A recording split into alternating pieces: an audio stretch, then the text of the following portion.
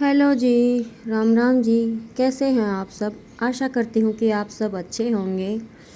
तो जी, ये वीडियो है, शुक्रवार का है ये वीडियो, और तारीख है 13 अप्रैल, और ये सुबह का टाइम है। घर का काम कर लिया था मैंने।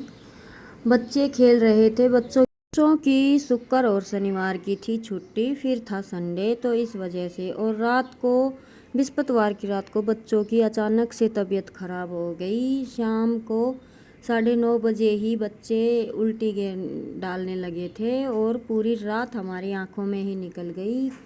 तीनों बच्चों में से कोई नहीं सोया। पूरी रात इन्हें उल्टी लगती रही। पता नहीं क्या खाना वगैरह से गया या कुछ हो गया, कुछ पता नहीं लगा। पूरी रात बच्चे जगते रहे, बच्चों के साथ हम भी जगते रहे।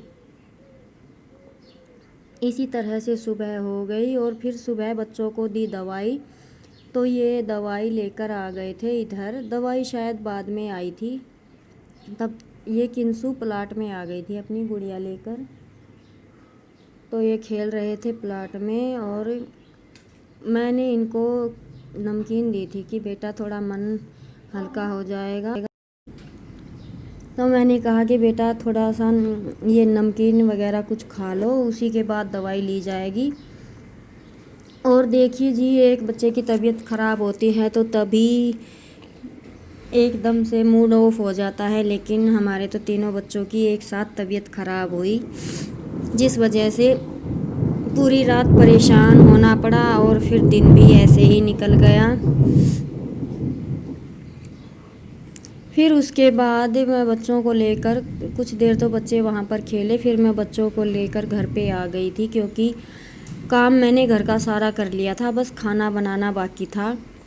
तो बच्चों की तबीयत ठीक नहीं थी, तो बच्चे बोल रहे थे कि हमें कुछ खाना नहीं है, तो इसी वजह से बस किंसु के दादा दादी की ही रोटियां मुझे बनानी थी।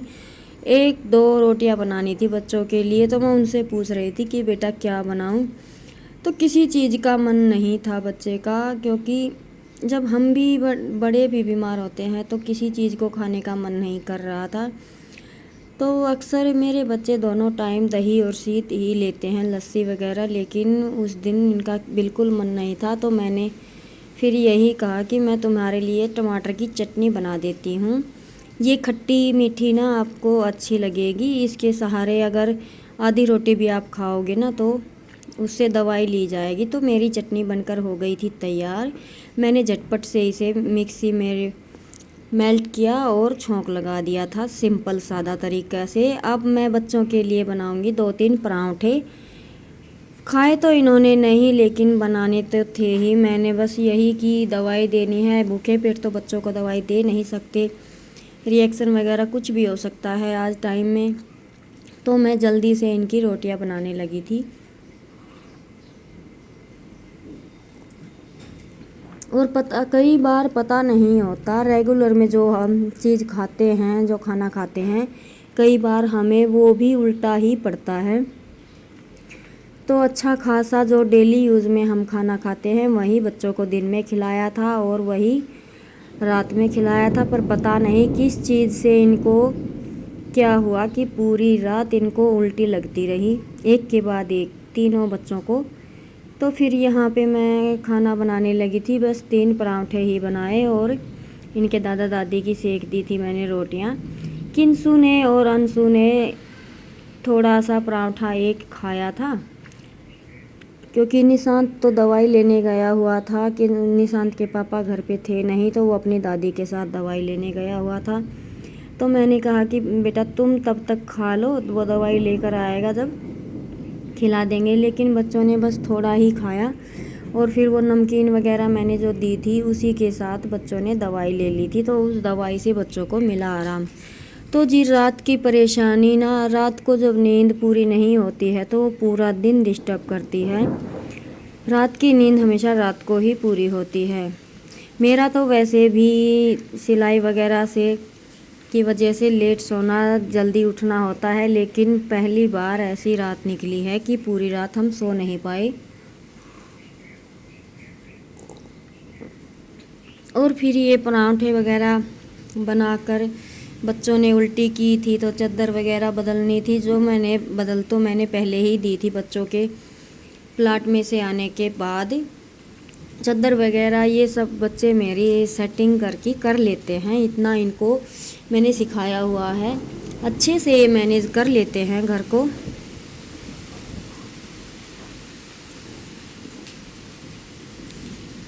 तो जी देखिए, बच्चे हैं, थोड़ा थोड़ा सिखाएंगे तभी होगा। तो मैंने इनकी थाली लगा दी है, एक खीरा कट किया था, मुझे ये था कि ये थोड़ा बहुत कुछ खा ले तो अच्छे से तबीयत ठीक हो जाएगी, क्योंकि थोड़ा बहुत ही खाया था, वो पूरी रात उल्टी की वजह से पेट खाली हो गया। लेकिन बच्चों ने कुछ खाया नहीं, बस दो दो मुँह लिए और लेट गई। फिर खाना बनाने के बाद हमारे यहाँ नलके आ गए थे और मैं भरने लगी थी पानी। फिर मैंने सोचा कि दरवाजे में थोड़ी महक सी हो गई है उल्टियों की वजह से, तो मैं दरवाजे को धो देती हूँ। और फिर मैंने किया अपना ये काम। और जी धोने को तो रोज़ भी धो सकते हैं या 4-5 दिन में भी धो सकते हैं, लेकिन एक तो पानी इस गांव में बिल्कुल कम आता है, तीसरे चौथे दिन आता है, वो भी कभी कभी मिस हो जाता है, तो काफ़ी दिन निकल जाते हैं। पानी 5-6 पशु हैं और घर है, प्लाट है, तो पानी काफ़ी लगता है, इस वजह से देखकर ही धोना पड़ता है।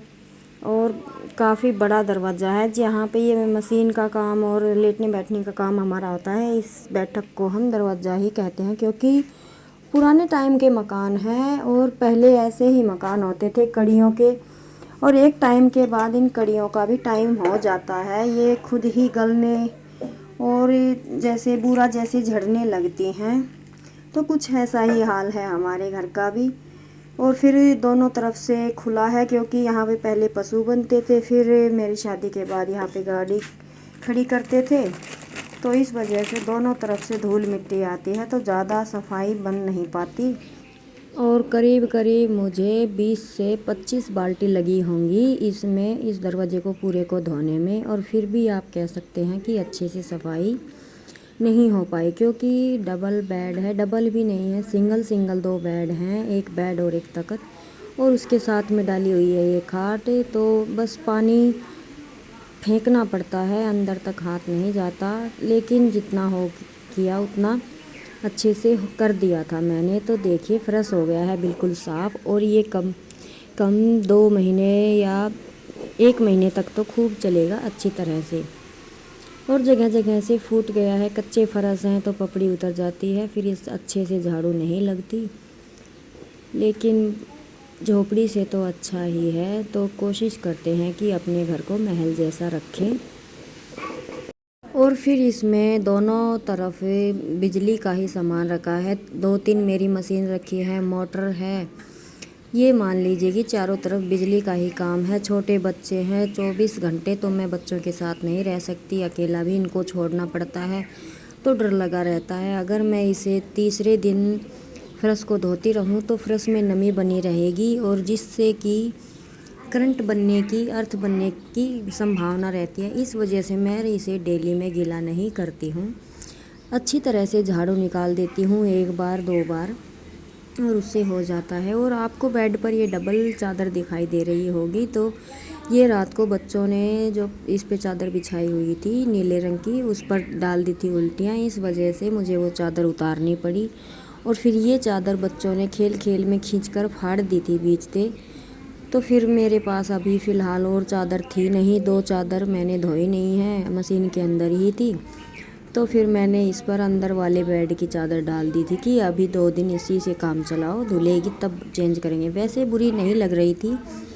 और जो ये चादरें हैं, ये हैं कॉटन भी नहीं है, टेरीकोट जैसा कपड़ा है, तो ये रुकती नहीं है। लेकिन जब से मैंने ये चादर बिछाई है सुबह से, ये बिल्कुल भी अपनी जगह से नहीं हिली है, और आपको दिखाई दे रहा होगा वीडियो में कि फर्श एकदम बिल्कुल चकाचक हो गया है। लेकिन बस यही है, टाइम अगर निकालना चाहें तो निकल जाता है, लेकिन इस चकाचक के चक्कर में कहीं बच्चों की जान खतरे में ना पड़ जाए, इस वजह से मैं ये धोने का काम डेली में नहीं करती हूँ। और कच्चा फर्श है, ये देखिए जगह जगह से पपड़ी उतरी है, इस वजह से पोछा तो लगता नहीं है। तो बस महीने 2 महीने 20 दिन में जब लगता है कि धोना ज़रूरी है तो मैं इसे धो लेती हूँ। और जो इस मशीन के नीचे से निकाल रही हूँ ये काठ का फ्रेम है, मशीन का स्टैंड, और इस पे रखी है बड़ी मोटर और ये है एम्ब्रॉयडरी की। तो मुझे इसका बिल्कुल इतना डर लगता है जिस दिन मैं फ्रेश धोती हूँ कि पता नहीं कभी ये करंट दिखाने लग जाए तो बच्चों का काम है। बस इसी वजह से ये काम थोड़े ज़्यादा दिन के बाद ही करने पड़ते हैं। तो जी बातों बातों में मेरे फ्रेश हो गए हैं साफ़। और आज की वीडियो का मैं यहीं पर दी एंड करूँगी। कल मिलेंगे एक नई स्पेशल ब्लॉग के साथ। आशा करती हूँ कि आप सबको मेरे ब्लॉग पसंद आए होंगे, और अगर नहीं पसंद आते हैं, कुछ अच्छा नहीं लगता है तो प्लीज़ कमेंट कीजिएगा। मैं इसी तरह के अच्छे अच्छे वीडियोस आपके साथ लेकर आती रहूँगी। जो है जितना है उतना ही दिखाते हैं, बाहरी दिखावा कुछ नहीं है। जैसा हम रहते हैं, जैसा हमारा घर है, जिस तरह से हम काम करते हैं, बस वही सब आपके साथ शेयर करते हैं। लोक दिखावा कुछ नहीं है, और दिखाने से भी होता भी क्या है। 2 दिन दिखाना है, 4 दिन के बाद ज़िंदगी तो वही चलनी है। तो वही जो सच है वो है, जैसा है, जैसा घर है, जैसे हम हैं, जैसे हमारा रहन सहन है, वही सब आपके साथ शेयर किया जाता है। तो मुझे तो इस चीज़ में कोई बुराई नहीं लगती। फिर भी हर इंसान की अपनी अपनी सोच होती है। तो जी दरवाज़ा मेरा हो गया था, और बाहर गेट के आगे थोड़ी जगह है, मैं उस पर भी पानी डाल रही थी, क्योंकि दरवाजे से जो भी रेत मिट्टी थोड़ा बहुत कूड़ा निकला था वो अब बाहर जाकर रुक गया था, तो उस पर भी पानी डालना ज़रूरी था। और मैंने बहुत सी वीडियोस में देखा है कि सुबह उठकर लेडीज़ दरवाजे पर पानी डालती हैं, लेकिन हम गांव में रहते हैं, हमसे वो सब नहीं हो पाता है।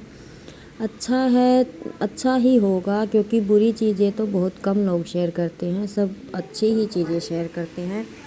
लेकिन सुबह उठते ही हमें तो पशुओं को संभालना होता है, उससे पहले झाड़ू लगाओ और पानी गिराओ दरवाजे पे, वो सब तो होता नहीं है।